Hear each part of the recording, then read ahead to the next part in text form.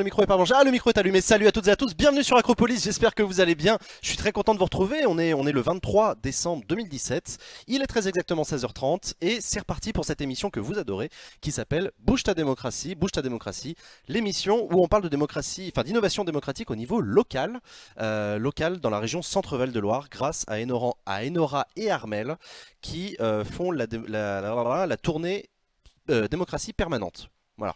Vous vous souvenez les mots, tout ça. On remet ça dans le contexte. Là, on va appeler sur Skype incessamment sous peu Enora qu'on va retrouver, en direct de la région Centre-Val de Loire. Et elle va nous dire où est-ce qu'elle est, avec qui et de quoi est-ce qu'on va parler aujourd'hui. Voilà. Donc le temps qu'on la retrouve, je vais prendre de vos nouvelles. Quand même bien la moindre des choses. Alors attends. Pourquoi c'est tout zoomé ça? Ah là là. Voilà, des petits réglages son. Normalement c'est Buen. Hop. Non mais non. Allô? Ah non, raté. Ah non plus. On va y arriver. Tu peux le faire. J'ai confiance en toi. Attends, il faudrait quand même que j'ai accès au chat. Voilà. Allô Nora? Oui. Ça va, tu m'entends? Oui, on t'entend. Eh bah super. Bonjour. C'est vrai qu'on ne voit plus. Vous me voyez plus? Ah mince, on a toujours pas réussi à régler ce problème là. Ah, je suis désolé. Je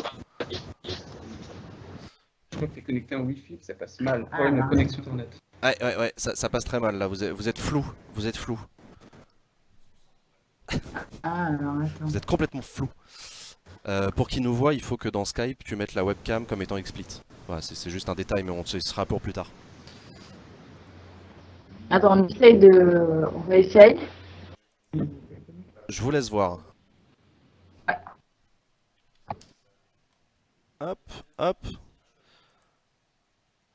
Ah, c'est pas une rediff, lol ça fait bizarre. Salut Kobaru, non, c'est pas une rediff, on est bien en direct avec Enora et Armel. Enora Malagré, très bonne blague, on ne l'avait jamais faite à Enora, j'en suis persuadé. Beaucoup d'intellectuels disent que l'on n'est plus en démocratie. Salut, bienvenue à toi. Bah à toi de nous dire, je ne sais pas. Enora l'exploratrice, putain vous êtes grave. Vous êtes grave. Est-ce que tu m'entends, Eo? Bonjour Monsieur Jean, salut petit porc. Salut à toutes et à tous. Content de vous retrouver. On réessaye, hein, rassurez-vous, on est en train de faire des tests, on essaie de les avoir, mais eux de leur côté, je crois qu'ils ont une connexion en mousse. C'est ça la difficulté aussi de faire de la démocratie au niveau local. C'est que parfois on a des connexions un peu compliquées. Tadam. Donc je vous rappelle, hein, Skype n'est pas pro, non ça, Skype ne l'a jamais été. Je vous rappelle, hein, vous pouvez faire des propositions, Le but de cette émission c'est qu'on discute de ce qui serait possible de faire au niveau local pour innover en termes de démocratie. Et quand je dis au niveau local, c'est pas que le genre département, ville, région, non. Niveau local c'est aussi à l'intérieur du collège, du lycée, des associations, comment est-ce qu'on favorise le tissu associatif, tout ça, enfin il y a pas mal de trucs à faire. Donc voilà, c'est un peu ouvert à la réflexion, on est là pour discuter et on discute avec pas n'importe qui puisque Enora et Armel ont la particularité de... Voilà, on est là. Ah. Mais du coup, on est là, mais pas avec le bon outil, je pense. Pas avec le bon outil, c'est-à-dire? Et ben là, c'est avec mon téléphone à moi qu'on peut le faire peut-être. Non, l'ordinateur c'est mieux quand même. Alors, mais on te voit pas, nous. Vous nous voyez, vous? Alors, nous, on ne vous voit pas non plus, on voit ta photo de profil. Donc, pour l'instant, on t'a que en audio. Oui, parce que l'appel que tu as lancé, c'est un appel en Skype audio. Moi, j'ai vu ça. Ah ouais? Ouais. Alors, écoute, on va réessayer. Mais du coup, je peux t'appeler. Ouais. Alors, toi, appelle-nous, c'est idéal. Ouais, on va faire ça. Toi, appelle-moi. Incroyable. Non mais tu sais, il y a un côté, et ce que j'aime bien avec cette émission, c'est parce que c'est pas rigolo, hein, les côtés défis techniques, etc. Mais ce qui est rigolo, c'est qu'il y a un côté, genre, enfin, c'est vraiment vrai, quoi. On est vraiment en train d'appeler la région centre, et ils ont vraiment des problèmes de Wi-Fi parce qu'ils sont dans le trou du cul du territoire. Et donc, du coup, on galère vraiment, quoi. Genre, c'est pas du fake, c'est pas genre les faux duplex télé où on fait semblant d'avoir des problèmes techniques pour se la jouer et tout. Non, non. Framapad pour faire un compte rendu des propositions. Non, Maxou, parce que, enfin, si, dans l'idée, c'était t'as raison, mais là, le but, c'est aussi de mettre en avant la plateforme démocratie-permanente.fr, je crois, ou .org, je sais plus, sur lequel c'est justement une plateforme qui est faite pour recueillir les propositions. Et c'est autrement plus sérieux qu'un Framapad, puisque c'est des propositions qui vont devenir un projet de délibération au conseil régional de la région centre, donc tu vois. Framatalk plutôt que Skype. À ma connaissance, Framatalk ne permet pas la vidéo. Mais je peux me tromper. Poil au nez. Le centre, c'est pire ou mieux que Dijon niveau internet. C'est mieux. Vous avez déjà essayé Jitsi pour les appels vidéo? Non, jamais. Je ne connais point. Euh,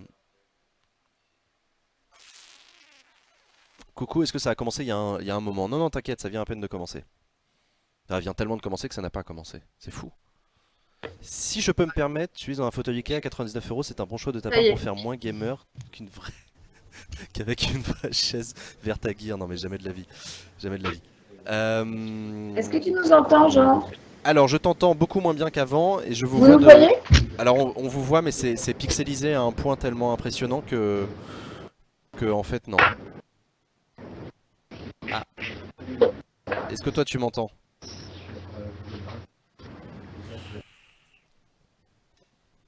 Compliqué. Compliqué, compliqué, compliqué. Je sais pas exactement quelle est la connexion internet que vous avez là, Armel. Je sais pas si t'as fait un speed test des familles avant le début du live pour vérifier. Ah, alors qu'on a une très très belle vue sur l'oreille droite d'Armel. Armel en marinière toujours. Alors ça c'est un principe, mais vous avez commencé à le remarquer, Armel a toujours une marinière. Et est-ce que tu nous entends, Armel? Je vous entends pas du tout, c'est un cauchemar. Ça passe par le 4G, c'est mauvais. Non, ça marche pas du tout. Ça marche pas du tout. Là, je sais pas si la 4G est de meilleure qualité que le Wi-Fi ou si vous avez un autre 4G, téléphone. Ça passe pas du tout du tout. Ça passe pas du tout. Je crois que je vais te passer un petit coup de fil, Armel, pour que juste on check.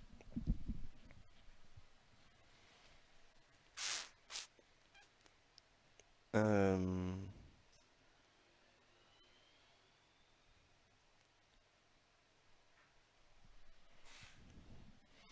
En direct, j'appelle Armel. Incroyable, incroyable. On en parle de cette coiffure, il n'y a pas de coiffure. Voilà. Mm.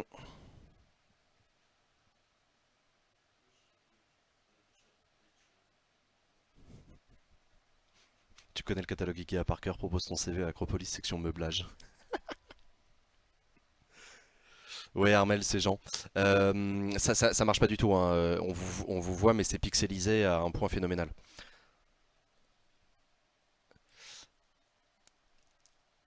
Si vous avez de la 4G, c'est mieux que de la mauvaise ADSL en fait, la 4G. Ok.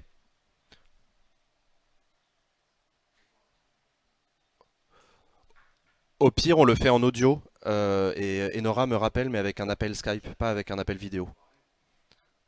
Tu vois, ça peut être la solution de repli final si vraiment on n'arrive à rien. Mais ok, on réessaye de t'appeler. Merci. Tu peux réessayer, Tom? Apparemment, ils ont trouvé une autre solution.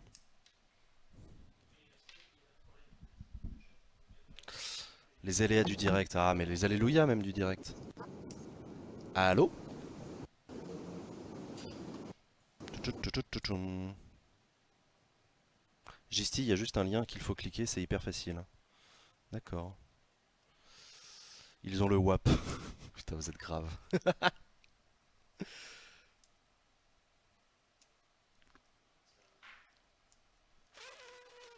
Euh...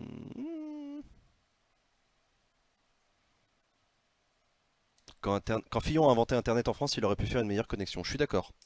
Je suis d'accord. Mais peut-être qu'il a confié la pose des câbles à Pénélope Fillon, tu vois. Est-ce qu'il y a la 4G dans le centre? Ah, commencez pas, hein. Commencez pas, bande de Parisiens. Non, mais indépendamment de ces problèmes de connexion, peut-être qu'on peut commencer la discussion sur la démocratie, d'autant que je crois savoir qu'aujourd'hui, parmi les invités d'Enora et d'Armel, il y a la principale d'un collège. Et c'est cool parce qu'on va pouvoir parler. Alors, on avait déjà eu l'occasion un petit peu de le faire avec les collégiens qu'on avait rencontrés. Je sais plus dans quelle ville c'était. Et sur Acropolis, on avait fait une émission assez cool, on avait discuté avec des collégiens. Mais on pourrait parler de la démocratie dans l'école et autour de l'école, parce que l'école, c'est pas un truc isolé, hein.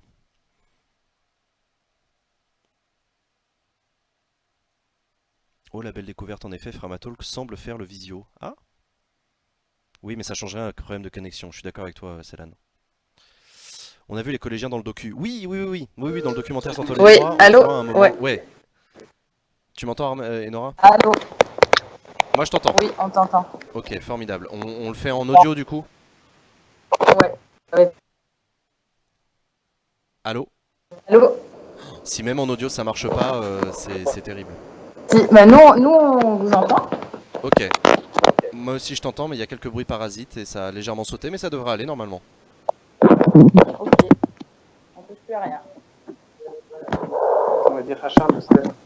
Est-ce que là, c'est bon? Est-ce que vous nous entendez bien? Là je t'entends bien et ça m'a l'air bon. Tu peux repasser en scène d'intro. Bon. Super.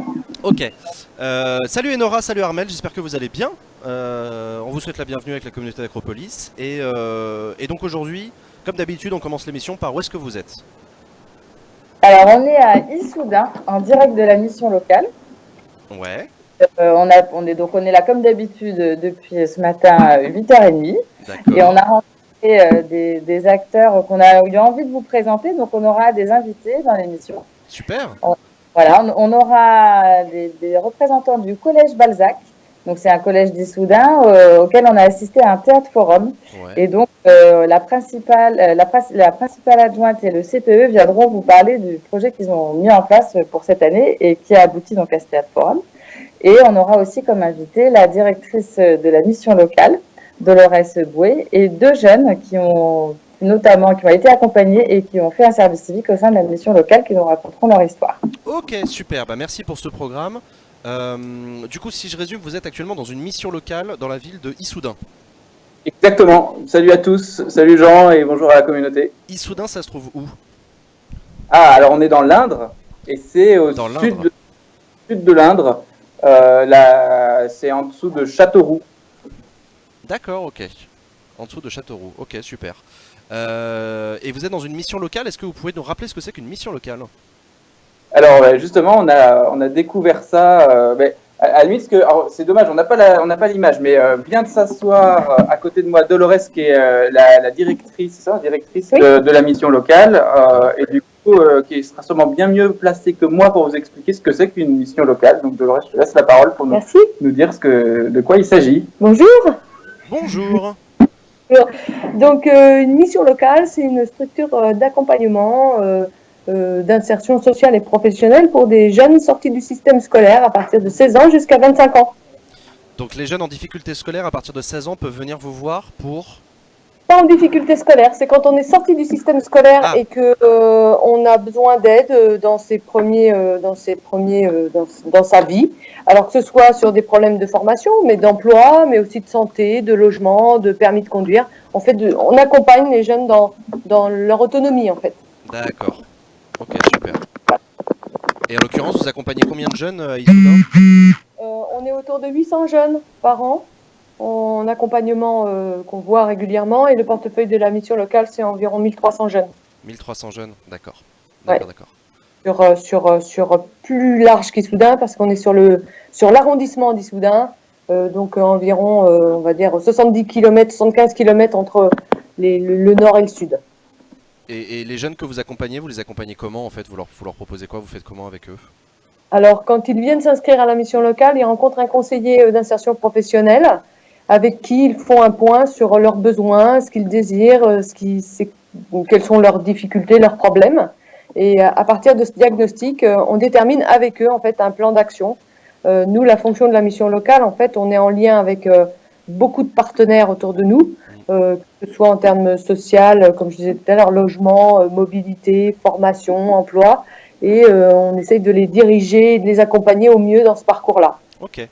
On a une première question pour vous de la part du chat d'Acropolis. C'est Audrey qui vous demande, est-ce que vous sensibilisez à la citoyenneté et au vote, ou est-ce que vous faites que de l'accompagnement professionnel?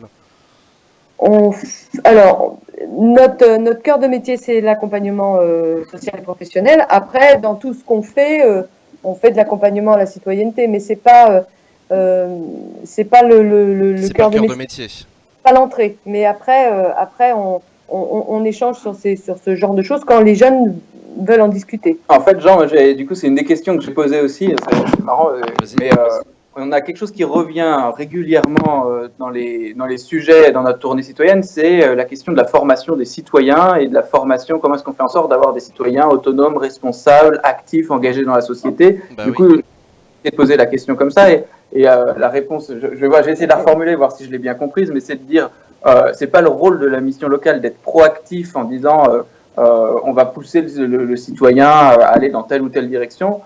Par contre, il y a un vrai sujet qui est comment est-ce que, la manière dont l'accompagnement de la mission locale est construit, c'est de pousser, de faire en sorte que les gens qui sont accompagnés trouvent leur voie et trouvent ce qui fait sens pour eux et du coup s'engagent dans ce qui fait sens pour eux. Donc, est-ce que je dis de la bonne manière? Oui, c'est ça. Okay. Donc du coup, il y en a certains qui, quand ça fait sens pour eux de s'engager dans un truc d'intérêt général, dans une mission publique pour aider les autres, dans du social, dans l'environnemental, etc., d'une certaine manière, ça va pousser à des comportements citoyens, mais pas... non, mais effectivement, on n'est pas dans l'injonction à la citoyenneté, et heureusement d'ailleurs. Tout à fait. D'accord. Et d'ailleurs, globalement, l'accompagnement des missions locales, c'est pas de l'injonction, précisément, c'est ce que vous expliquiez. Oui. C'est vraiment de l'accompagnement à ce que les jeunes ont envie de faire, souhaitent faire, sont capables de faire, etc. Et Jean, on va revenir à la mission locale tout à l'heure, parce qu'on a deux jeunes de la mission locale, mais d'ici là, en fait, on voulait vous présenter quelqu'un aussi du collège Balzac, parce que ils vont devoir partir, donc on va les prendre maintenant. Oui, bien sûr, vas-y. Qui ont mis en place toute une opération autour du théâtre forum et des cercles restauratifs. Et donc voilà, ils sont en train de s'asseoir sur les sièges là. Ils sont venus jusqu'à nous dans la mission locale. Et du coup, bonjour à vous. Bonjour. Je vous laisse, si vous voulez. On n'a pas l'image, ça peut être perturbant, mais on a le son qui passe par le téléphone. Et du coup, on revient là tout à l'heure d'une séance de théâtre forum. Est-ce que vous pouvez nous expliquer déjà qui vous êtes et puis le contexte, qu'est-ce que c'est que ce théâtre forum, comment c'est venu et qu'est-ce que ça permet dans le collège Balzac? Alors, je suis Catherine Assaya, principale adjointe au collège Balzac. Donc le théâtre et puis Sébastien Gallo, conseiller principal d'éducation au collège. D'accord. Donc cette année, fort de l'expérience qu'on avait pu acquérir un petit peu avant, donc moi au lycée Pierre et Marie Curie, j'avais eu l'occasion de travailler avec Lucarne, avec Sébastien Micmacher depuis bientôt 5 ans, dans le cadre de la Lucarne, peut-être, qu'est-ce que c'est? C'est une compagnie, voilà, et puis surtout un intervenant de grande qualité qui fait un travail remarquable auprès des jeunes, surtout sur la communication non violente, sur les restauratifs, sur le théâtre forum. Voilà, donc j'ai eu l'occasion de travailler avec lui sur le théâtre forum, en montant des projets bien dans sa tête, bien dans sa peau avec la région, et un atelier au théâtre forum tous les ans sur le lycée à Châteauroux. Et donc j'avais vu la puissance de ce dispositif qui permettait vraiment d'agir par les pairs sur les pairs. Puisque c'est vraiment une façon, le savoir descendant maintenant, un documentaire, ça ne parle plus aux élèves, ça les enfin, voilà, c'est quelque chose qui ne leur parle plus. Est-ce que vous pouvez expliquer en quoi consiste le théâtre forum pour celles et ceux qui peut-être n'en auraient jamais vu ou n'auraient jamais participé à un théâtre forum? Alors, Jean, tu peux aussi nous demander à la communauté qui dans la communauté c'est moi qui le demande, qui dans la communauté a déjà pratiqué ou C'est une bonne question. Est-ce qu'il y en a parmi vous sur le chat qui nous écoutaient qui avaient déjà participé à un théâtre forum ou avaient déjà vu un théâtre forum? Voilà, racontez-nous. Et pendant ce temps-là, je vous laisse préciser peut-être. Alors, je vais aller très vite. Le théâtre forum, c'est une façon de fonctionner. C'est-à-dire que ce sont des élèves qui vont créer de toutes pièces, depuis le début de l'année, quelque chose, des scénettes, sur des thèmes qui leur sont chers, alors qu'on définit à l'avance. C'est-à-dire que ça peut être les conduites à risque, ça peut être le harcèlement, les violences entre pairs, enfin des choses qui leur parlent eux. Il faut vraiment qu'ils s'approprient le thème et la thématique sur laquelle ils vont travailler. Ils écrivent les scénettes. Et puis par la suite, ils vont les jouer, ils s'entraînent. C'est du théâtre d'impro, hein, sur la forme du théâtre de l'opprimé, qui va être joué après devant des élèves et qui vont être non seulement spectateurs, mais acteurs en s'interrogeant et en se questionnant sur les pratiques qu'ils pourraient eux avoir face à la scénette qui leur est jouée devant. Un exemple, on peut voir une élève qui est en train de, admettons, assise à un bureau et puis qui fait ses devoirs, et puis une autre élève qui vient la voir et qui dit bah tiens, je vais me faire mon devoir de maths pour demain, c'est comme ça, t'as intérêt de me le faire. Les élèves, la jeune fille dit ok, je te fais ton devoir, fin de la scène. Les élèves qui sont spectateurs, on les questionne, bah, qu'est-ce que vous pensez de cette scène, etc. Bah, pourquoi va faire le travail, elle pourrait faire ça. Ah, c'est intéressant. Donc là, c'est tout le travail de présentation et de. L'animateur a un rôle super important. Voilà. Donc Sébastien Micmacher, qui donc à ce moment-là, vient. Est-ce que tu veux bien jouer la scène en rejoignant justement la personne en faisant tel que toi tu penses qu'elle va réagir, et donc ça permet aux élèves de se questionner, de imaginer d'autres solutions pour résoudre un conflit, pour résoudre. Ça peut être n'importe quelle solution. En fait, là, cet après-midi, donc au Collège Balzac, on a vu des problèmes de conflit en classe, du harcèlement auprès d'un élève avec des propos racistes. Et donc, c'est celle à laquelle j'ai assisté. C'est si vous essayez de vous représenter la chose, il y a du coup, je sais pas combien de classes de collège il y avait qui étaient dans le public, mais il devait y avoir au moins trois classes. Et sur la scène, ils ont été, on va dire, entre 4 et 6 sur la scène.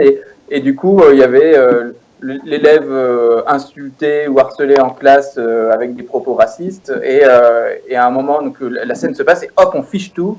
Et quand c'est figé, on dit, mais là, comment est-ce qu'il faudrait réagir plutôt que de réagir de telle manière, qu'est-ce qu'il faudrait faire? Et donc évidemment, on pourrait faire ci, on pourrait faire ça, et hop, on vient prendre les élèves qui sont dans la salle, et c'est eux qui viennent sur scène pour essayer de jouer la scène. D'accord. Donc effectivement dans la communauté d'Acropolis, il y en a à peu près autant qui ont déjà participé, voire déjà organisé, et d'autres qui disent qu'ils n'en ont jamais entendu parler, donc ça tombe bien. Mais donc du coup, si je résume rapidement, c'est on crée des scènes de théâtre pour provoquer la réaction, le dialogue, le débat, et on continue à rejouer la scène avec des formations différentes pour essayer d'apporter des solutions au débat. C'est ça? Ouais. Exactement ça. Et soit la personne se sent suffisamment capable d'aller sur scène et de jouer la scène, sinon elle peut redemander à l'acteur qui est sur scène de jouer la scène telle que, avec les indications qu'elle lui fournit. D'accord. Et en fait, moi, ce que je trouve super intéressant là-dedans, c'est qu'on s'aperçoit que dans la manière de former des jeunes, là, on arrive sur des moyens de formation qui, à mon avis, sont beaucoup plus puissants que lorsqu'on est dans un cours classique comme on l'entend, avec un professeur qui va apporter du savoir à apprendre par cœur, des exercices, etc. Là, on vit la situation de l'intérieur, et donc, en termes d'acquisition même de connaissances, de compétences, et puis surtout de savoir-vivre, etc. Ça me semble beaucoup plus puissant de passer par ce type d'outils et de méthodes-là que de passer par une logique plus classique et plus descendante. C'est peut-être la question qu'on peut poser à Madame la principale adjointe et au CPE qui nous écoute. Est-ce que vous avez vu une différence dans la manière de faire passer des connaissances et du savoir-faire aux élèves grâce au théâtre forum plutôt que par un cours classique? En quoi est-ce que c'est mieux adapté si ça l'est? Alors, le fait de se questionner fait évidemment en sorte que les élèves ne sont pas passifs devant une information qui leur est donnée. Ils sont tout de suite en train de se poser des questions, et puis c'est forcément formateur. Ouais. Cette année, je ne l'ai pas expérimenté en termes de théâtre forum, puisque là, c'était vraiment dans le cadre assez particulier d'une présentation. On a été très rapide, hein. Il y a eu très peu de scénettes de présenter. On a travaillé la lucarne sur le cercle restauratif, qui est aussi un outil très puissant et sur lequel, là, on peut en parler et on a vu des résultats. Ok, d'accord. Et donc spécifiquement sur la question de la citoyenneté, est-ce que le Théâtre Forum est quelque chose qui fonctionne, qui a du sens plus qu'autre chose? Parce que c'est sous-entendu la question qui est posée avec Armel en termes de formation à la citoyenneté, puisque c'est ça la question qui est assez souvent posée dans le cadre de la tournée Démocratie Permanente. Oui, parce que le Théâtre Forum suscite le débat, donc c'est ce qui permet aux élèves justement de devenir des futurs citoyens. On forme à ce qui se questionne, à ce qui s'engage, parce que justement le fait de se positionner devant trois classes, ouais, c'est aussi important. En sixième, là on était face à des élèves de sixième, donc qui avaient 11 ans et demi, 12 ans. C'est pour ça que c'était petit, mais c'était quand même quelque chose de très fort, avec très peu de travail derrière en termes de temps. Ils avaient eu 3 présentations, mais le fait justement de se positionner, de s'engager, d'oser aller sur scène et de prendre parti, et de après pouvoir permettre de susciter le débat, permet justement de devenir en termes de créer la citoyenneté, de créer des valeurs sur lesquelles s'appuyer. Et moi je trouve qu'il y avait un truc assez fort, c'est que finalement on pousse l'élève à quitter sa posture passive ou de délégation de son pouvoir à d'autres pour rentrer vraiment dans une posture active où il va devoir se questionner, proposer des alternatives et même aller les jouer. Et donc il y a vraiment cette logique de mise en action, de mise en capacité d'agir des élèves qui me semble assez centrale et primordiale. Et en termes de posture, du coup, c'est ça qui forme un citoyen actif aussi. C'est le fait d'être capable de se sentir responsable ou co-responsable d'améliorer la situation qu'on est en train de vivre à travers le théâtre. Les élèves se rendent compte qu'ils peuvent être effectivement acteurs alors qu'ils étaient venus assister à une retraite. Et à propos d'acteurs, est-ce que les élèves sont impliqués dans le choix des thèmes? Alors, c'est une question qui est posée. Les élèves qui font partie des acteurs, de l'atelier, oui, ont eux-mêmes choisi, c'est toute l'intégrité de Sébastien Nickmacher, de vraiment travailler en toute transparence et sur des thèmes qui sont choisis par les élèves, avant toute honnêteté et voilà, sans transiger sur la réalité des choses.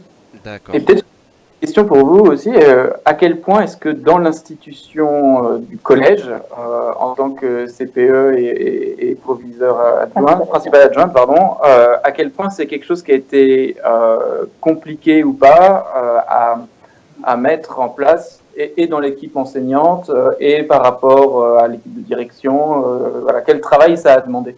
Alors, je pense que là, on part sur il faut reprendre les choses un peu à la base parce qu'on confond le Théâtre Forum, enfin, je pense qu'on ne confondait pas les non, mais dites-nous quand même. Par rapport au cercle restauratif. Cette année a été vraiment axée sur le cercle restauratif. Alors, qu'est-ce que c'est? Alors, le cercle restauratif, c'est une approche qui s'appuie sur des valeurs éducatives et de justice réparative, de façon à créer les conditions nécessaires au sein d'une classe ou au sein d'un groupe de personnes, de façon à apaiser le climat scolaire. En clair, c'est compliqué parce que c'est tellement vaste en même temps à définir. Mais prenez peut-être un exemple, si jamais il y a un conflit ou un problème, comment un cercle restauratif vient le résoudre? C'est peut-être même pas dédié à ça. Généralement, c'est de la prévention. Donc cette année, pour donner un exemple, on a eu une classe dès le mois de novembre qui est apparue très compliquée, avec beaucoup de remarques de la part des enseignants, beaucoup de remarques de la part des élèves qui peinaient, qui étaient en souffrance dans cette classe, et du fait d'un petit noyau d'élèves qui était assez dur, et puis qui en entraînait d'autres. Donc c'était compliqué de travailler avec cette classe. Donc rapidement, avec M. Gallo, CPE ici présent, donc on a décidé de mettre en place le cercle restauratif de façon purement un peu empirique, c'est-à-dire on a ouvert des livres, j'avais travaillé un petit peu là-dessus l'année dernière, en travaillant sur la justice restaurative à titre personnel en autodidacte, et puis on a dit je vais me lancer, on a fait une fiche, etc. Et puis on a travaillé avec ces élèves-là. Donc le but c'est de se mettre en cercle, de façon à être soi-même aussi dans le cercle, il n'y a pas de chef, il n'y a pas de hiérarchie, et tout le monde doit respecter la parole et se respecter les propos, voilà, il ne doit pas y avoir de jugement. Donc déjà, on n'est plus dans On une pose un situation cadre. de classe classique avec un professeur sachant, entre guillemets, et une classe apprenante, mais on est tous dans le même cercle, au même niveau. Voilà. Après, on est dans un rôle, non pas de faire un cours, on est là pour résoudre un conflit ou pour avancer sur une situation. Donc là, clairement, dans cette classe-là, il y avait beaucoup de tensions entre les élèves eux-mêmes. Ça crée beaucoup de perturbations pendant les cours, et donc les élèves n'étaient plus en situation de travailler et d'apprendre dans des bonnes conditions. Ce qui a permis, donc, en faisant le cercle, les élèves se sont parlé, on a libéré la parole. Donc, ils formulaient les choses, non pas « oui, tu me fais ça », pas d'accusation, tout était fait en centrant les propos par rapport à ce qu'ils ressentaient eux-mêmes. C'est-à-dire que quand tu fais ça, voilà ce que j'éprouve, voilà ce que ça me fait, quand tu me traites de ça, cela me crée ça chez moi. Voilà. Le fait de... ce qu'on ressent, voilà, le sentiment. Et donc, cette façon d'instaurer, alors ça, c'est pas fait une fois, hein. C'est-à-dire qu'on a fait des séances hebdomadaires avec cette classe. Ils étaient très demandeurs, ils réclamaient le cercle, puisqu'après, une fois que... Bon, je reviens, parce que là, je digresse. Donc, ça permet donc d'exprimer déjà son sentiment. Par la suite, l'élève, qui n'est pas une... Comment dire, c'est pas... on parle d'auteur des choses, on parle pas de... On n'accuse personne dans un cercle restauratif. D'accord. L'élève reformule en disant quand je te fais ça, tu éprouves ça. Voilà, quand je tape dans ta chaise en mathématiques et que tu ne peux pas travailler, ça t'empêche de travailler et donc ça t'embête et tu voudrais donc que j'arrête. Par exemple, c'est un exemple pas très compliqué, mais voilà.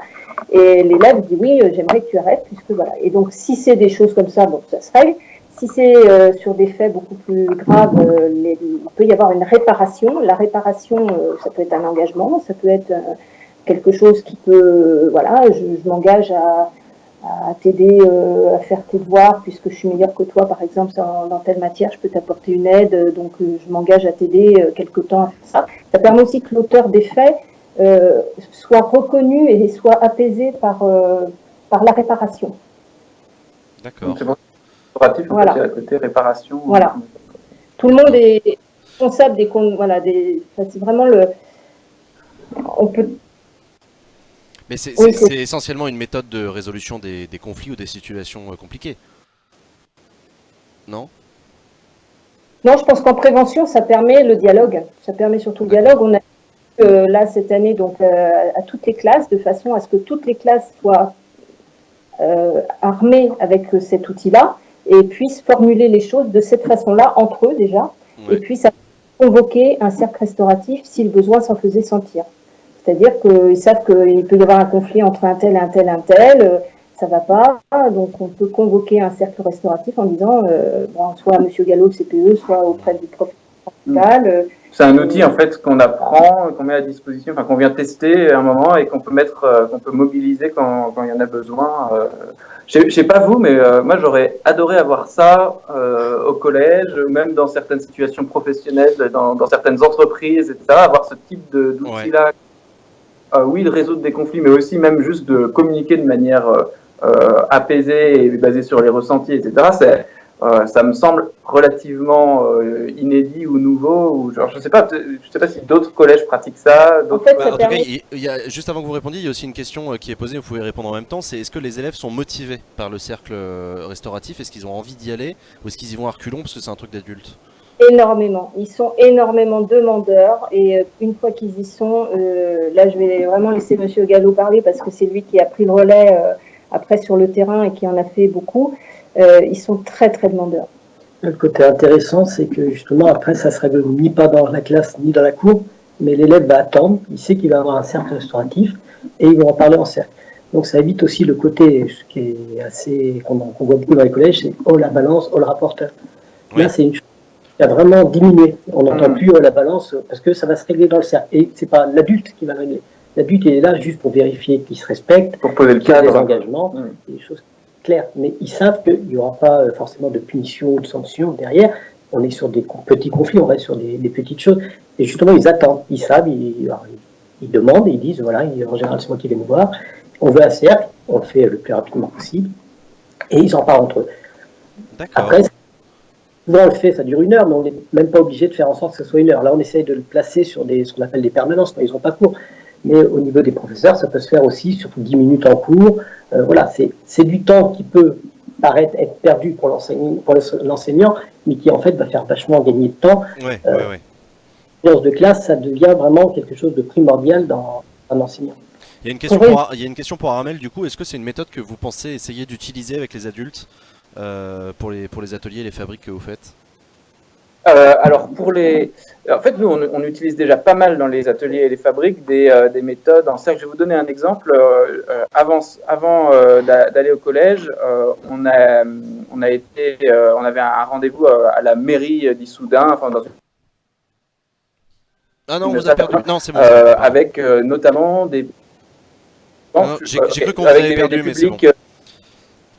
Ok, nickel. Avec de rendez-vous avec des publics qui étaient en difficulté pour certains. Il y avait pas mal de personnes en difficulté sociale qui avaient du mal à s'exprimer, etc. Et la salle, quand on est arrivé, elle était disposée comme une salle de réunion publique, souvent, c'est-à-dire il y avait une table avec des chaises derrière pour les élus, et puis en randonnion, des chaises pour les citoyens. Ouais. Et souvent, quand on arrive et qu'on nous a préparé les salles sont préparées de cette manière-là. Et la première chose qu'on fait dans ce cas-là en arrivant, c'est de tout péter pour mettre en cercle. Parce que rien que la disposition d'une salle peut complètement changer la configuration. Après, on vient utiliser des outils, des méthodes. Là, par exemple, on a utilisé un format de débat mouvant qui permet de s'exprimer pas uniquement par l'oral, parce que justement, on avait des gens qui avaient, pour certains, des problèmes d'expression à l'oral, et donc qui permet de s'exprimer dans l'espace. Je crois que je vous en avais déjà parlé dans une précédente émission du débat mouvant, parce qu'on l'utilise souvent, celui-là, avec des publics qui Oui, le débat mouvant, oui. D'ailleurs, c'est une question qui était remontée dans le chat aussi. Est-ce que le théâtre forum et le cercle restauratif, ça ressemble de près ou de loin au débat mouvant? C'est pas exactement la même chose, mais ça vient convoquer le même type de dynamique où on est en tout cas dans une forme assez structurée et qui permet de débattre de manière complètement différente que les débats, j'ai envie de dire, qu'on pourrait assister de débats politiques à la télé ou que les débats qu'on peut avoir autour de la table en famille quand tout le monde s'invective dans tous les sens et que c'est l'anarchie totale. Là, on a une structure et un cadre qui permet, en effet, avec une règle du jeu sur laquelle on est tous d'accord. Il y a un animateur qui est garant du respect de cette règle du jeu, qui anime vraiment la chose, et du coup qui permet d'avoir une qualité d'écoute, de parole, de production, après ça va dépendre des outils et des méthodes, mais complètement différente. Moi, je rêverais qu'il y ait ce type d'outils et de méthodes, de cercles restauratifs, de débats mouvants, etc., entre des élus dans une assemblée régionale. On verra, ça me semble pas complètement possible tout de suite, mais en tout cas, il y a peut-être des choses, on peut peut-être s'en inspirer pour produire d'autres rapports aux politiques aussi. Oui, certainement. J'en suis assez convaincu aussi. Non, mais c'est intéressant puis, de voir aussi ce que ça fait sur les élèves. Je me demande si, alors pour le coup, moins en résolution des conflits, mais plus ou en prévention, mais plus en éducation à la citoyenneté. Est-ce que ça crée un esprit critique plus affûté chez les élèves? C'est une question aussi qui a été posée par le chat. Dans la mesure où ils se questionnent, évidemment, et puis on est toujours pareil, hein, puisqu'ils se questionnent et qu'ils osent prendre parti. Ils deviennent des citoyens acteurs et ils prennent en charge les situations qui sont autour d'eux. Et il ne faut pas chercher midi à 14h, je pense qu'il faut chercher déjà sur ce qu'ils vivent au quotidien, dans leur classe, au sein de leur collège. Et la citoyenneté, elle se vit tous les jours comme ça. Donc c'est vraiment le propos de la justice restaurative, c'est plutôt d'offrir à chacun l'occasion d'être entendu dans ce qu'il vit, et de prendre sa part de responsabilité dans les conflits pour qu'ils trouvent ensemble de nouvelles façons d'agir et qui offrent le plus de satisfaction à tous. Et ça, c'est vraiment, sans aller chercher très loin des choses compliquées, c'est agir au quotidien auprès des élèves. Moi, ça me semble, ça fait partie des initiatives que j'ai vraiment adoré aller voir parce que je ne sais pas si vous vous rappelez quand vous étiez au collège ou au lycée ou même ceux qui sont encore dans la communauté, mais c'est un peu une petite société en tant que telle et c'est là qu'on apprend la société, le collège et le lycée, et c'est parfois ultra cruel, c'est une espèce de société même avec une loupe déformante qui vient grossir des problèmes, des situations, et du coup d'avoir ce type d'outils, de méthodes qui rentrent dans le collège et dans le lycée, je trouve ça potentiellement super puissant, super intéressant. Mais je reviens du coup à la question que je vous posais tout à l'heure. à quel point ça, parce que du coup, c'est issu notamment d'initiatives, vous disiez autodidacte, d'initiatives personnelles, vous êtes convaincu par ça, mais à quel point, ou peut-être du coup en tant que CPE, quand on vient vous proposer ça, c'est quoi votre réaction? À quel point ça a été compliqué à mettre en place, ou finalement pas tant que ça? Je suis curieux de savoir comment l'institution peut rentrer en résistance ou au contraire s'approprier ce type d'outils et de méthodes. C'est comme tout, je pense qu'il ne faut pas chercher des choses compliquées. On fait avec ce qui existe, on fait avec ce qu'on a sur le terrain, c'est-à-dire avec les enseignants qui vont être favorables. S'ils ne sont pas favorables, on essaye de mettre en œuvre pour les convaincre. Donc, comment les convaincre? En leur montrant justement par le biais d'une réussite avec la classe de 6e avec laquelle on a travaillé, qui se sont rendus compte justement que l'amélioration du climat était réelle. Et donc après, certains se sont appropriés aussi le projet. Et puis on a fait des cercles avec les enseignants.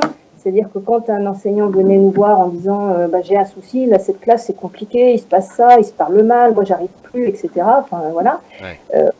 Le Gallo ou moi-même, on leur proposait, on va faire un cercle restauratif en votre présence, ce qui permettra d'apaiser les choses. Alors effectivement, il faut aussi que l'enseignant parvienne à entendre certaines remarques.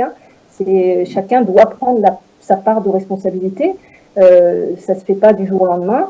Je pense qu'on a quand même une grande partie de l'équipe enseignante qui est vraiment très volontaire et qui s'est approprié les choses avec beaucoup de professionnalisme et d'envie, et vraiment d'envie de continuer ça. Et il y a un peu la preuve par l'exemple. Une fois il y a l'effet boule de neige, j'ai l'impression, c'est-à-dire qu'une fois qu'on montre que ça marche, peut-être que c'est aussi comme ça que les uns et les autres, ils viennent un peu plus. Puis l'action a été, en fait, j'avais moi une idée de ce que je voulais faire depuis, j'avais une idée, c'est-à-dire que c'était d'abord agir avec M. Gallo au niveau d'une classe, voire de plusieurs classes, à petite échelle.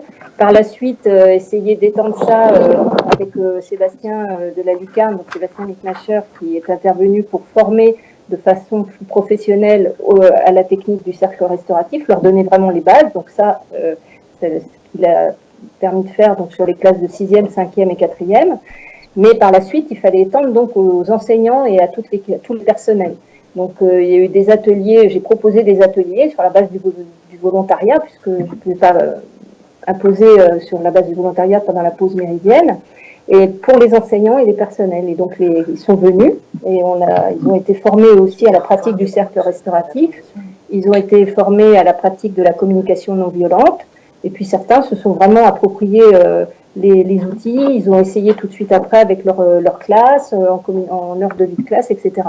Donc c'était une action qui devait s'agir de façon systémique pour essayer d'ouvrir. Et puis le Théâtre Forum devait, finalement, là, cet après-midi, le Théâtre Forum doit clore ça, puisque c'était la façon d'agir à plus grande échelle sur l'ensemble de toutes les classes spectatrices.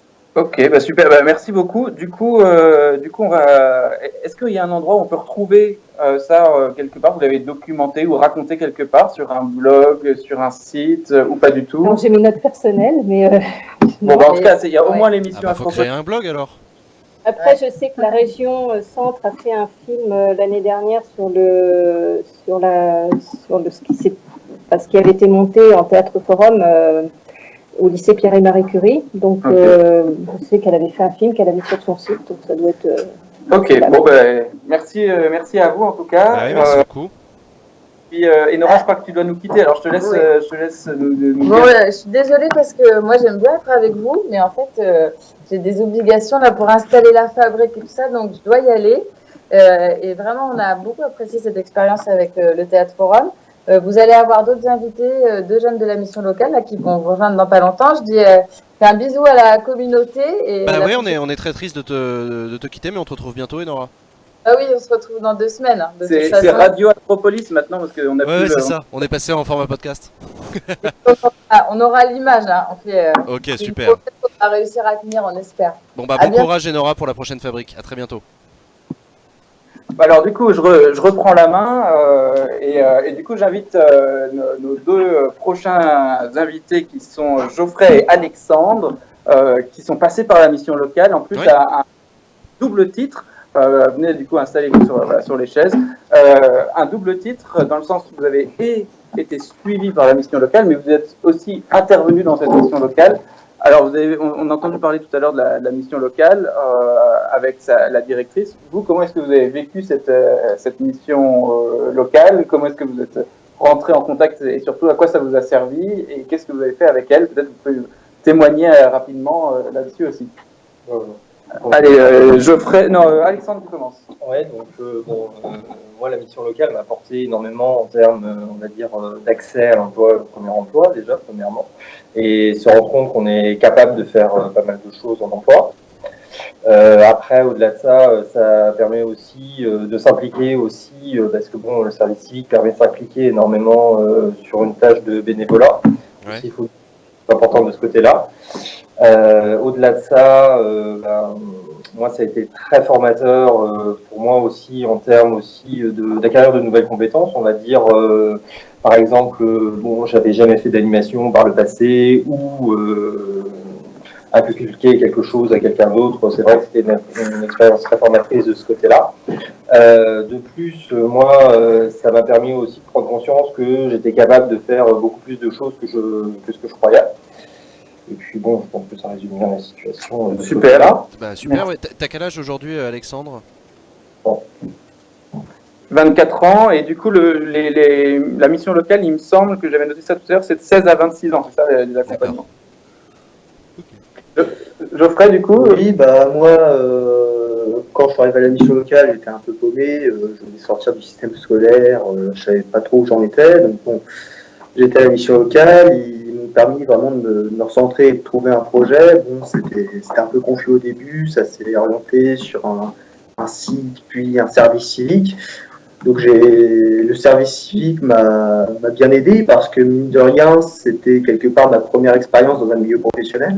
Ouais. Et T'as fait quoi comme service civique? Tu peux nous raconter un peu? de la mission locale, oui, il l'a fait. C'est j'ai ça qui est fait intéressant, au c'est sein que de la mission locale avec le titre très très long et magnifique, qui était médiateur contre la lutte de la fracture du numérique. Et... Moi, j'ai résumé ça en geekifié. parce que du coup, Geoffrey, si jamais je te dis que t'es un geek, est-ce que tu le prends mal ou pas? Non, bah non. Bon, c'est ce que je suis, hein, on va dire. Ça arrive à des gens bien, t'inquiète pas. Mais du coup, c'est toi le responsable du Wi-Fi de la mission locale? Non. Non, et puis du coup, le but de ce service civique, c'était de faire des ateliers pour les jeunes, donc y aller des connaissances de base, donc tout ce qui est bureautique, Word, Excel, etc., pour les moins motivés, parce que c'est des compétences qui sont désormais nécessaires dans le milieu de l'emploi, ouais. Jusqu'à de la programmation simple, de la programmation web ou même de la programmation logicielle, donc de l'HTML ou même du C pour ceux qui connaissent dans le chat. Oui. Et donc c'était vraiment une démarche formatrice entre guillemets pour les moins intéressés et accompagnatrice pour ceux qui étaient vraiment intéressés, qui voulaient en apprendre plus. Je leur ai donné mes tuyaux entre guillemets, où j'ai appris ça, parce que j'ai tout appris en autodidacte, où j'ai appris ça, où se diriger si on veut aller plus loin, alors que il y en a beaucoup dans la région centre qui sont perdus, qui se disent il n'y a rien, si je veux aller en école d'informatique ou je ne sais quoi, faut que j'aille à Paris, il faut que je débourse des milliers et des milliers, alors que non, il y a beaucoup de solutions. D'accord. Ça, c'est quelque chose que moi, plus on est dans cette tournée citoyenne, plus je m'en rends compte. Il y a un peu parfois une vision, si je prends la vision inverse des Parisiens ou des gens qui sont dans les grandes villes, qui ont l'impression qu'il ne se passe absolument rien à la campagne, que c'est mort, etc. Et alors que ça soit en termes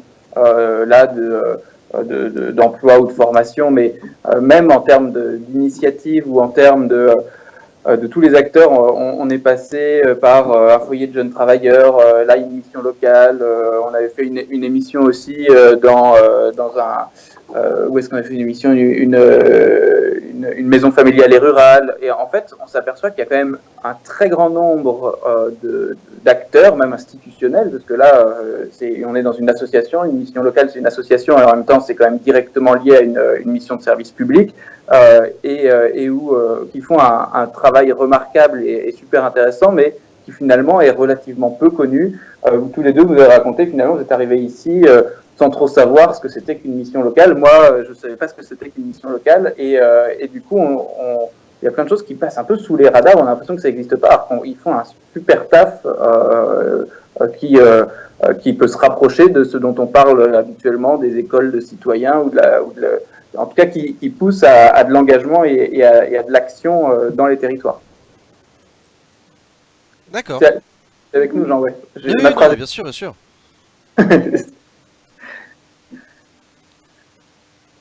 Du coup... Tu m'entends toujours? Attends, excuse-moi, je crois qu'on a un tout petit bug. Un bug? Non, mais c'est bon, maintenant ça marche bien. Ok, et donc du coup, ouais, la mission locale, c'est un bon exemple de ce qui peut fonctionner. Mais alors du coup, moi, c'est un truc que j'ai envie de poser à Geoffrey et à Alexandre, une question, c'est est-ce que dans le cadre de l'action de la mission locale, vous avez eu l'impression que vous aviez touché de près la démocratie, la citoyenneté, la politique, ces trucs-là? Est-ce que vous avez gagné en compétences là-dessus? Est-ce que ça vous a touché l'esprit ou pas du tout? Pas vraiment. En tout cas, je parle pour moi, je parle pas pour Alexandre. Ouais.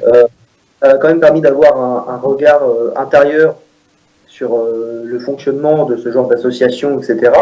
Donc ça m'a poussé aussi du coup à m'intéresser parce que du coup, comme mon service civique était à la mission locale, une partie de l'allocation, donc c'est 20%, était payée par la mairie aussi. Ouais. Bref, je devais me rendre à la mairie. Erreur, c'est une boutade, ça fait 2 ans. Et bref, et du coup, ça m'a permis quand même d'avoir un regard intérieur dans toutes ces infrastructures, etc. Donc, vous avez eu un lien avec les questions du service public que vous n'aviez pas avant, quoi.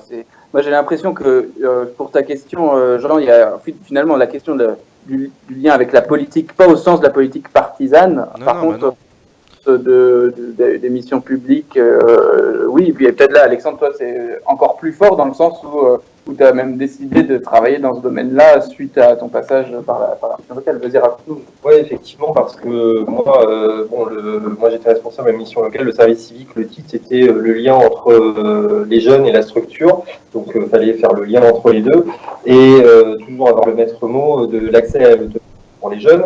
Donc de par cela, moi, les jeunes, on a essayé de chercher des projets, etc., de les intéresser, et justement les guider vers justement ces infrastructures, et qui se rendent compte que justement, dans un sens, ils étaient citoyens, et que c'était grâce à la ville d'Issoudun que toutes ces infrastructures existaient, et d'où une certaine part de citoyenneté dans un sens. Et par la suite, oui, je me suis orienté de ce côté-là en termes d'études, et puis pour ensuite avoir un poste dans ce domaine d'activité. Et donc maintenant, tu fais quoi? Donc là, je vais prendre un poste en sous-préfecture. Ok, d'accord. Ok. Voilà, Jean, je te propose qu'on te fasse aussi un petit récap, qu'on vous fasse à tous un petit récap de ce par quoi on est passé ouais, volontiers. Dans la tournée, parce que du coup là on est à Issoudun pour travailler sur ces questions de l'engagement. On a commencé lundi, on était à Châteauroux, et à Châteauroux, un point un peu remarquable, c'était... attends, du coup on dit au revoir à Geoffrey et Alexandre. Salut Geoffrey et Alexandre, merci beaucoup pour vos témoignages, un grand merci à vous, et merci aussi pour tout ce que vous nous avez raconté sur le service civique, comment ça vous a été utile et tout, et bon courage pour la suite, merci à vous deux. Merci et merci pour l'accueil aussi. Ouais, merci, bonne soirée. Bonne soirée, à bientôt. Yeah. Du coup, je disais, on a commencé par donc l'Indre. Il y a différents bassins de vie. Il y a notamment la capitale départementale, c'est Châteauroux, où on était lundi. Et lundi soir, un des trucs qu'on a fait et qui a super bien marché, c'est une kermesse des habitants, une kermesse citoyenne. C'est-à-dire qu'au lieu de nos ateliers classiques où finalement c'est on fait des ateliers citoyens pour réfléchir sur toutes nos questions. Là, on a construit, et quand je dis on, c'est beaucoup des assos avec lesquels on a travaillé, qui ont construit un format de kermesse. Il y a notamment la Fédération des organisations laïques avec Manon Leroux, que vous avez vu dans une émission, qui a été la cheville ouvrière un peu de toute la construction de cette kermesse. Et du coup qui s'est passé lundi et qui a super bien marché. Alors, du coup la question que j'ai envie de te poser, c'est comment ça s'est passé, raconte-nous. Parce que nous on était là, c'était la veille ou l'avant-veille, je crois qu'on lui posait des questions. C'était quelques jours avant et ça s'est très bien passé. C'était un peu méga canicule, on a crevé de chaud, etc. Mais le fait qu'il y ait des stands, le fait que ça soit festif, le fait qu'il y avait des jeux en bois, il y avait une carte sur laquelle on pouvait épingler des acteurs ou des initiatives intéressantes à rencontrer dans le département. Il y avait un stand avec un isoloir et un bureau de vote, sauf que au lieu de mettre dans l'urne un bulletin en votant pour quelqu'un, il fallait qu'on pouvait mettre des idées en disant pour moi le vote c'est et on complétait le bulletin. Il y avait quoi d'autre? Il y avait on avait parlé l'inverse du chamboule-tout, on pouvait construire un édifice de la démocratie avec des espèces de grosses briques pour construire un édifice de la démocratie où sur les briques on marquait ce qu'on voulait pour la démocratie. Il y avait des parties de débat un peu plus classique autour des thématiques de la mobilité, du médical, parce que Châteauroux, on peut clairement dire qu'il y a une forme de désert médical, une galère pour retrouver certains médecins, et donc il y a des témoignages assez forts là-dessus. Et bref, ce qui était super intéressant, c'était que on a eu plus de 120 personnes qui sont passées et des populations qui d'habitude viennent pas dans les instances participatives. On a vraiment des gens de quartiers populaires, des gens qui savaient pas même au début trop ce qu'ils faisaient là. Ils disaient on a vu Kermesse, on est venu, et qui en fait ont été super contents de pouvoir en même temps s'amuser et en même temps travailler des questions sérieuses. Donc ça c'était à Châteauroux lundi soir.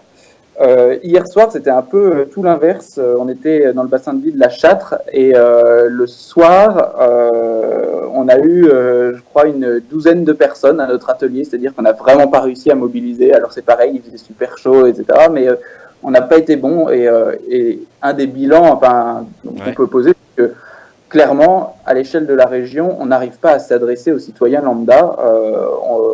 Il faut qu'on passe par les réseaux. Ça a super bien marché à Châteauroux parce qu'on a réussi à passer par des assos qui ont vraiment fait un super boulot de mobilisation, de construction de la kermesse, etc.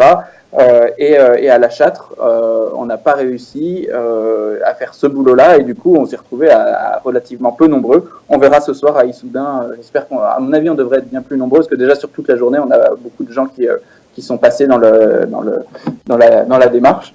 Par contre, à La Châtre, moi j'ai vu un truc qui m'a vraiment super inspiré, qui est une petite ville qui s'appelle Saint-Plantaire. Ouais. Et à Saint-Plantaire, donc ça touche vraiment, c'est à la limite de la Nouvelle-Aquitaine et anciennement du Limousin. Ça touche le département de la Creuse, mais on est quand même dans le département de l'Indre et où du coup la mairie a une action. C'est un village de assez peu d'habitants. Je crois qu'il y en a avoir 300 ou 900. Enfin, c'est relativement peu d'habitants. Et la mairie a acheté plein de logements, a racheté au moment où il fermait la dernière boulangerie et du coup a installé un boulanger en gestion.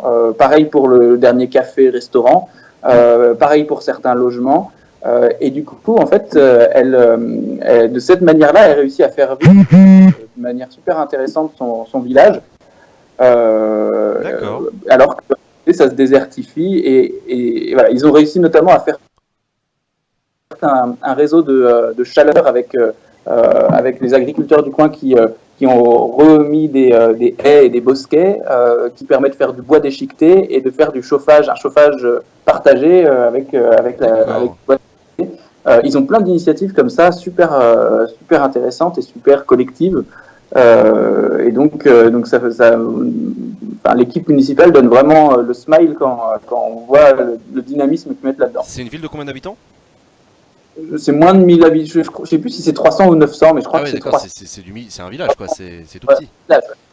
C'est même assez étalé. Il y a d'autres villages derrière. Il y a un petit bourg avec quelques maisons, des fermes, et puis il y a d'autres petits villages à gauche. D'accord. Voilà.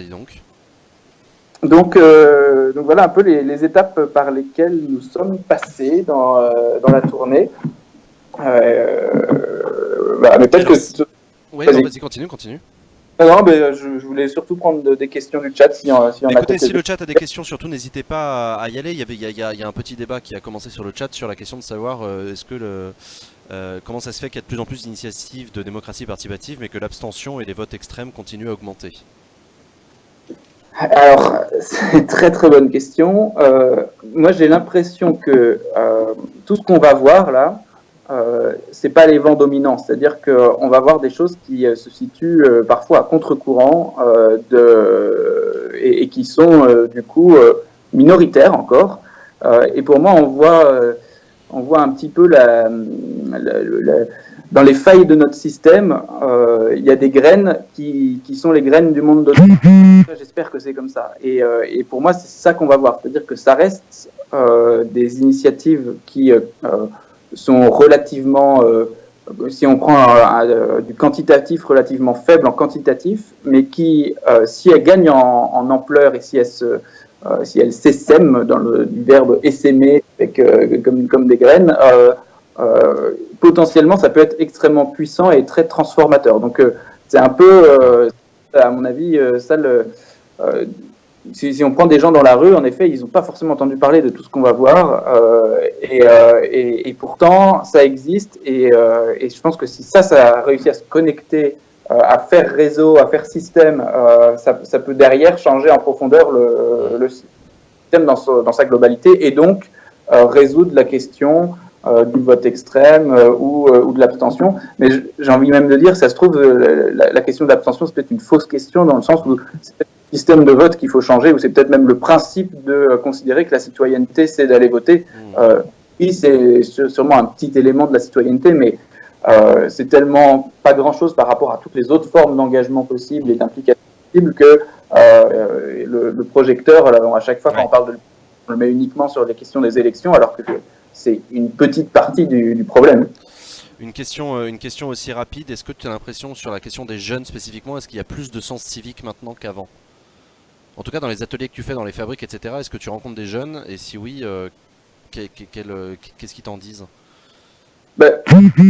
On parlait de ça. Moi, je suis très, très, très mal placé pour répondre à cette question parce que je vois pas du tout un panel représentatif. On va voir ceux qui sont a priori les plus engagés, ceux qui, ou en tout cas, quand on va voir certains qui sont pas engagés, on leur propose des outils ou des méthodes pour qu'ils s'engagent et qu'ils donnent leur avis. Donc, du coup, évidemment, vu de ma fenêtre, j'ai l'impression que oui, il y a beaucoup d'engagement. Après, j'en parlais du coup ce midi justement avec des gens qui travaillent.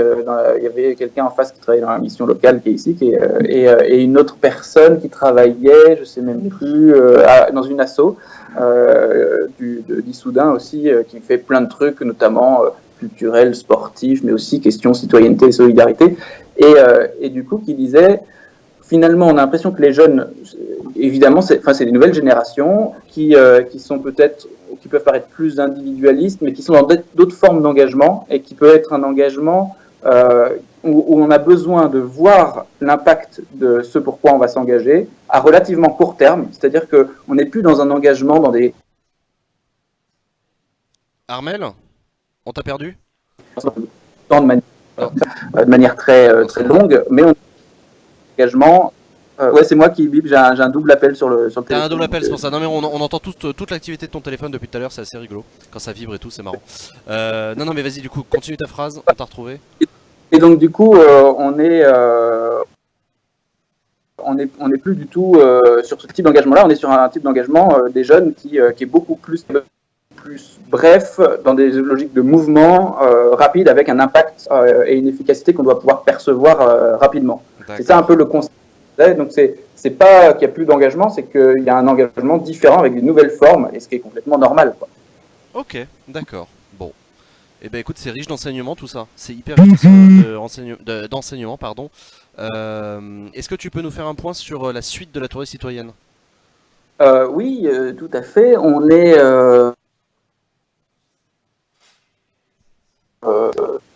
Je t'ai encore perdu. Reprends ta phrase là. On est... Là, on fait notre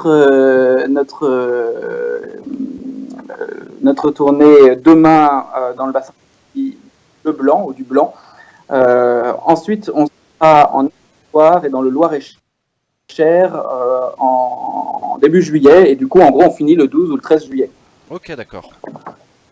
Voilà, mais on va se retrouver du coup dans l'émission en Indre-et-Loire et dans le Loir-et-Cher d'ici mi-juillet.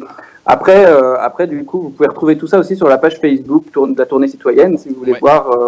continue à faire des Facebook Live, des photos, des vidéos et des petits posts à droite à gauche. Donc n'hésitez pas à continuer à nous suivre et sur les réseaux sociaux et via Acropolis ou même sur la plateforme démocratiepermanente.fr. Sur la plateforme démocratiepermanente.fr, sur laquelle je vous rappelle, vous pouvez aussi faire des propositions. C'est aussi ça qui est efficace et utile sur la plateforme. Et surtout, n'hésitez pas à suivre la page Facebook de Démocratie Permanente pour être au courant de la suite de la tournée. Et ben merci beaucoup Armel, on te retrouve très bientôt. Désolé pour les problèmes de vidéo et de connexion. Ça vient de notre côté où on aurait dû se préparer un peu en avance pour être sûr d'avoir de la vidéo. J'espère que le fait que ça soit par le son va me garder quelques auditeurs. Non, t'inquiète, ils sont restés du début à la fin et ça c'est cool. Et ben un grand merci Armel en tout cas. Et ben merci à toi Bonne aussi. suite Jean. de tournée à toi et on te retrouve très bientôt. Ciao ciao. Salut. Merci à vous d'avoir suivi cette émission et on se retrouve tout à l'heure pour Inside Acropolis, oui c'est ça, à 19h si je dis pas de conneries. C'est bien à 19h. Allez, bonne fin d'après-midi, rendez-vous tout à l'heure à 19h, ciao bye.